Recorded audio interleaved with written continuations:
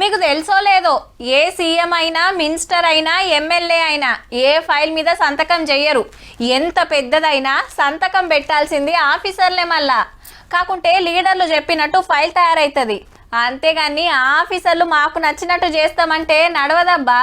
IAS Arvind sir మాటేందంటే నాకేం తెలియదు. మంత్రి సార్ వాట్సాప్ ఆర్డర్ వేసిండు, నేను పైసలు పంపిన. కార్ రేసింగ్ కేసులో ఇవాళ మళ్ళొకపారి ఏసీబీ ఎంక్వైరీకి వచ్చి ఇట్లా చెప్పిండట.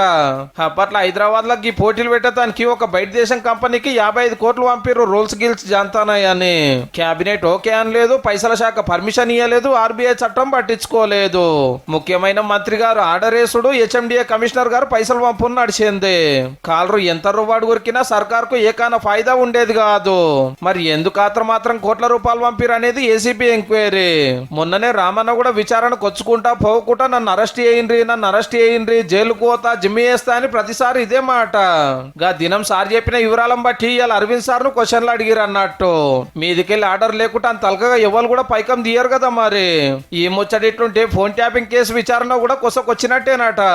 4000 నెంబర్లు రికార్డ్ చేసి ప్రతిపక్షాల లీడర్లు, యాక్టర్లు, గవర్నర్లు, జడ్జిలు ఏం మాట్లాడుకునేది విన్నారట. ఈ 3 ముఖ్యమైన కేసులల్లా ఎన్లేమైతుందో చూడాలి మరి.